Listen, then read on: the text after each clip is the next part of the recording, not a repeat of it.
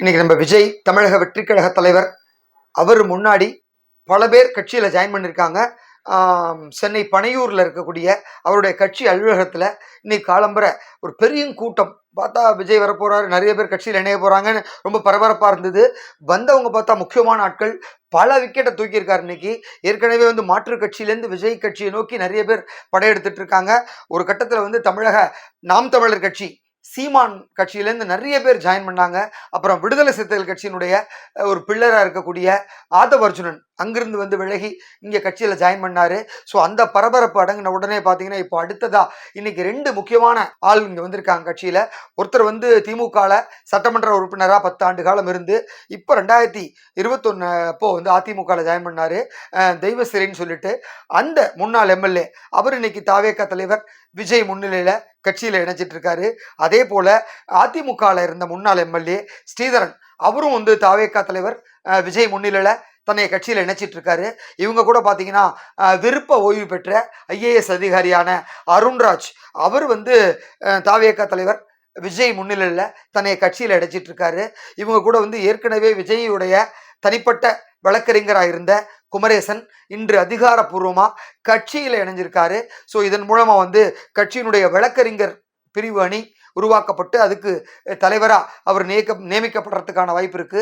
அதே போல இந்த கட்சியை வளர்க்கறதுக்கு கொள்கை பரப்பு செயலாளர் பதவி ஐஏஎஸ் அதிகாரியா இருக்கக்கூடிய அருண்ராஜ் இடத்தை கொடுக்கறதுக்கு முடிவு பண்ணியிருக்காங்க. இந்த ரெண்டு அறிவிப்புகளும் இன்னைக்கு வெளியாகிறதுக்கான வாய்ப்புகள் நிறையா இருக்கு. அதே போல இதுவரைக்கும் 144 மாவட்ட செயலாளர்களை விஜய் கட்சி சார்பில் நியமிக்கப்பட்டிருக்காங்க. மீதம் இருக்க மாவட்டங்களுக்கும் மாவட்ட செயலாளர் நியமிக்கிறதுக்கு ஒரு நடவடிக்கை எடுத்துட்டு இருக்காரு. இன்றைய தினம் பார்த்தீங்கன்னா திருவாரூர் மற்றும் தென்காசி ஆகிய மாவட்டங்களை சேர்ந்த முக்கிய நிர்வாகிகள் இன்னைக்கு வந்திருக்காங்க. இந்த இணைப்பு விழாக்கு அப்புறம் இன்று பிற்பகலில் அவங்கள விஜய் நேர்காணல் நடத்தி அவங்களுக்கு அந்த மாவட்டங்களுக்கான மாவட்ட செயலாளரும் இன்னைக்கு அறிவிக்கப்படுறாங்க. இதே போல இன்னும் பல முக்கியமான நிர்வாகிகள்லாம் கட்சியில் இணைஞ்சிருக்காங்க. பல வழக்கறிஞர்கள் ஜாயின் பண்ணாங்க. மாற்று கட்சியிலேருந்து பல நிர்வாகிகள் இங்கே ஜாயின் பண்ணாங்க. அத்தனை பேரையும் வரவேற்று பேசிய விஜய் இந்த கட்சிக்கு நம்பி வர்றவங்களுக்கு ஒரு மிகப்பெரிய எதிர்காலம் இருக்கும்னு சொல்ல மாட்டேன், ஆனால் அவங்க நம்பி வந்திருக்காங்க அப்படின்னா மக்களுக்கு சர்வீஸ் பண்ணணும், மக்களுக்கு எதையாவது செய்யணும் அப்படின்னு நினச்சி வந்திருக்காங்க. நான் அதை தான் செய்யணும்னு நினைக்கிறேன். எனக்கு கூட அவங்களும் என் கூட சேர்ந்து அந்த ஒரு நல்ல ஒரு சமூக பணியில் இறங்க போகிறாங்க. உண்மையிலே அவங்கள நான் வரவேற்கிறேன் அப்படின்னு விஜய் சொல்லியிருக்காரு. வெளியில் பேட்டி கொடுக்குறப்ப அந்த முன்னாள் எம்எல்ஏ சம்பத் ரொம்ப அழகாக பேசினார்.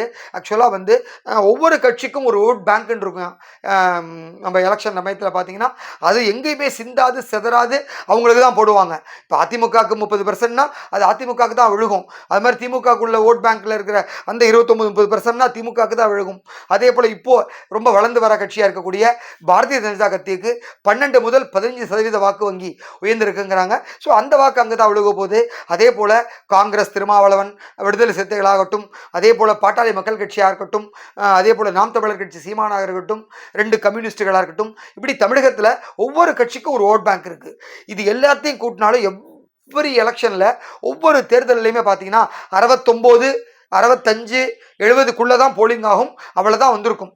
இதில் பார்த்தீங்கன்னா ஒரு 4-5% எல்லா கட்சியிலேருந்து மைனஸ் ஆகலாம் ஏதோ ஒரு காரணத்தினால. அதை தாண்டி பப்ளிக் 30% இருக்காங்க இல்லையா, அதில் ஒரு 5% ஓட்டு போட வந்திருப்பாங்க, அவ்வளோதான். மிச்சம் இருக்கக்கூடிய இந்த 25% இருக்காங்கல்ல, அவங்க தான் இந்த ஒவ்வொரு எலெக்ஷன்லையும் ஒரு கட்சியினுடைய வெற்றி தோல்வியை ஒரு முடிவு செய்யக்கூடிய ஒரு டிசைடிங் ஃபேக்டராக இருக்கக்கூடியவங்க. அவங்க தான் ஓட்டு இந்த வருஷம் அதாவது 2026 தேர்தலில் யாருக்கு விழ போகிறது அப்படிங்கிறது ரொம்ப முக்கியம். நிச்சயமாக இந்த எலெக்ஷனில் அந்த 25%லேருந்து ஒரு 15-20% ஓட்டு தாவேகாவுக்கு விழுகும் அப்படிங்கிறத அடித்து சொல்கிறார் அந்த எம்எல்ஏ.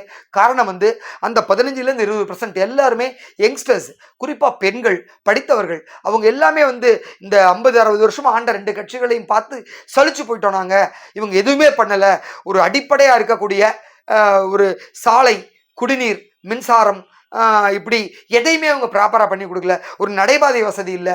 திமுக ஆட்சிக்கு 5 ஆண்டு காலம் ஆயிடுச்சு. இந்த முடிய போகுதுன்னு ஒரு 7-8 மாதத்தில் இது வரைக்கும் ஒருத்தர் சொல்லுங்கள், ஒரு ஏரியா சொல்லுங்கள், அதாவது இந்த ஏரியாவில் முழுவதுமாக கழிவுநீர் கால்வாய், மழைநீர் கால்வாய், சாலை வசதி, குடிநீர் வசதி, இப்படி எல்லாமே நாங்கள் முடிச்சிட்டோம், எதுவுமே கிடையாது.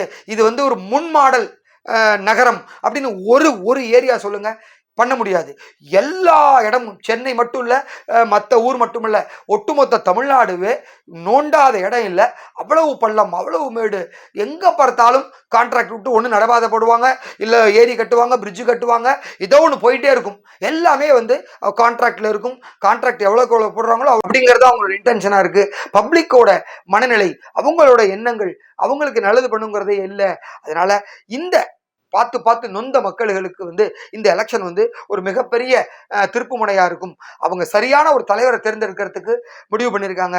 அதனால இந்த வாட்டி எலெக்ஷன்ல விஜய்க்கு வந்து அவங்க கட்சி ஓட்டை தாண்டி ஒரு 15% 20% ஓட்டு பப்ளிக்கோட ஓட்டு விழுகும். அப்படி பப்ளிக்கோட ஓட்டு விஜய்க்கு விழுந்தா அவர் தான் ஒரு தனி பெரும்பான்மையோட வின் பண்ணுவாரு அப்படிங்கிற மாதிரி அவர் சொல்லியிருக்காரு.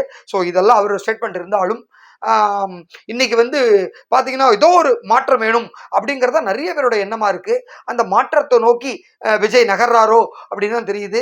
அதே போல இந்த ஐஏஎஸ் அதிகாரி அருண்ராஜ், என்னங்க நீங்க வந்து சிவில் சர்வீஸை விட்டுட்டு எதுக்கு இவ்வளவு கட்சிகளை விட்டுட்டு ஒரு புதுசா தொடங்கின ஒரு கட்சியில ஜாயின் பண்றீங்க அப்படின்னு கேட்டப்ப, தமிழ்நாட்டுக்கு இந்த கட்சி இப்போதைய நேரத்துக்கு தேவையான ஒன்றா இருக்கு, அதனால தான் நான் இங்கே வந்திருக்கேன். நான் வந்து சிவில் சர்வீஸ் படித்ததே பப்ளிக் சர்வீஸ் பண்ணணுங்கிறதுக்கு தான், அது ஆட்சியிலிருந்து பண்ண முடியல. அதனால தான் விஜய் போன்ற ஒரு நல்ல தலைவர் கட்சியில இருந்து பண்ணணும் அப்படின்னு இங்கே வந்திருக்கேன் அவர் சொல்லியிருக்காரு. ஸோ குமரேசன் என்ன சொல்லியிருக்காரு, சட்டப்படி சட்டப்பூர்வமா தமிழகத்தில் இருக்கக்கூடிய பல இந்த ஊழல்கள்லாம் வெளிச்சம் போட்டு காட்டிட்டு இன்னைக்கு வந்து தளபதி விஜய் அவர்களுடைய கரத்தை நாங்கள் வெளிப்படுத்துவோம் அப்படின்னு குமரேசன் சொல்லியிருக்காரு. ஸோ இவ்வளவு பேரும் இன்னைக்கு பேசி உண்மையிலேயே வந்து விஜய்க்கு வந்து ஒரு புது தெம்பை கொடுத்துருக்காங்க. வரப்போற 2026 எலெக்ஷன் தமிழக வெற்றி கழகத்துக்கு ஒரு மிகப்பெரிய வெற்றி வாய்ப்பை தேடித்தரக்கூடிய ஒரு இயக்கமா மாறிட்டு இருக்கு, தொண்டர்களா மாறிட்டு இருக்காங்க அவங்க நிர்வாகிகள். நிச்சயமா ஒரு பெரிய இம்பாக்டை ஏற்படுத்தும் இந்த தேர்தல் அப்படிங்கிறத மட்டும் சொல்லிக்கிறோம். ஒரு பக்கம் வந்து திமுக ஆஸ் யூஷுவல் ஒரு பலமான கூட்டணி, காங்கிரஸ், 2 கம்யூனிஸ்ட், விடுதலை சிறுத்தைகள் அப்படின்னு வழக்கமா அவங்கள்ட்ட இருக்கக்கூடிய அந்த கம்பெனி ஆர்டிஸ்ட் மாதிரி அந்த கட்சிகளோட இருக்காங்க. இது வரைக்கும் ஒன்றும் பெரிய சேஞ்சஸ் இல்லை. திமுக பாஜக கூட்டணி உறுதி ஆயிடுச்சு, பாமகவும் கிட்டத்தட்ட அங்கே உறுதியான மாதிரி தான். ஸோ அப்பா மகன் அந்த சண்டைக்கு நடுவில் யார் முடிவு பண்ண போறாங்களோ அதை அங்கே வந்து உட்காந்துருவாங்க. அதான் இன்னும் பல பேர் அங்கே கட்சியில் வந்து கூட்டணிக்கு வர போகிறாங்க. ஸோ 2 பக்கம் 2 பலமான கூட்டணி நடுவில் இங்கே தனியாக விஜய் வந்து இப்படி களமிறங்கினா அவருக்கு ஆதரவு எப்படி இருக்கும் அப்படிங்கிறதான் ஒரு பெரிய எதிர்பார்ப்பாக இருக்குது பப்ளிக்கிட்ட.